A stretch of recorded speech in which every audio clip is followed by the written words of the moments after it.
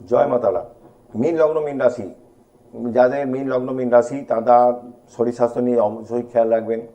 পাশাপাশি শনির 7.5 যে ভোগান্তি সেটা তো আপনার যাচ্ছে কি যাচ্ছে আপনারা নিজেরা হাড়ে হাড়ে টের পাচ্ছেন।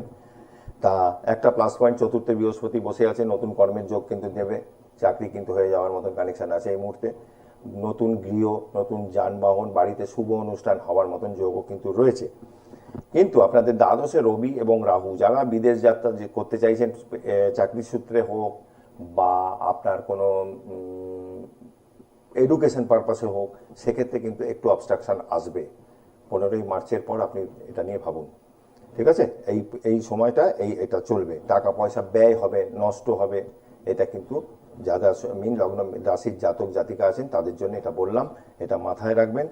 আর মিনের এই মুহূর্তে বৃহস্পতি চতুর্থে বসে অষ্টম, অষ্টম নব দশম এবং দ্বাদশভাবেও দৃষ্টি দিচ্ছে।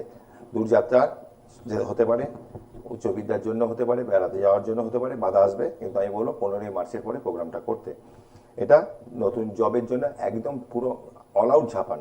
নতুন জব কিন্তু দারুণ কানেকশান আছে, এবং বাড়িতে শুভ অনুষ্ঠান, কারোর বিয়ে, অন্নপ্রাশন এগুলো হওয়ার মতো, নতুন গৃহ হওয়ার যোগ, বা নতুন যানবাহন কেনারও যোগ, বা বাড়ি শিফট করতে চাইছেন সেটাও কিন্তু হয়ে যাবে এই আগামী জুনের মধ্যে। ভালো থাকবেন, আবারও আসবো আপনাদের সামনে। জয় মা তারা, জয় জয় তারা।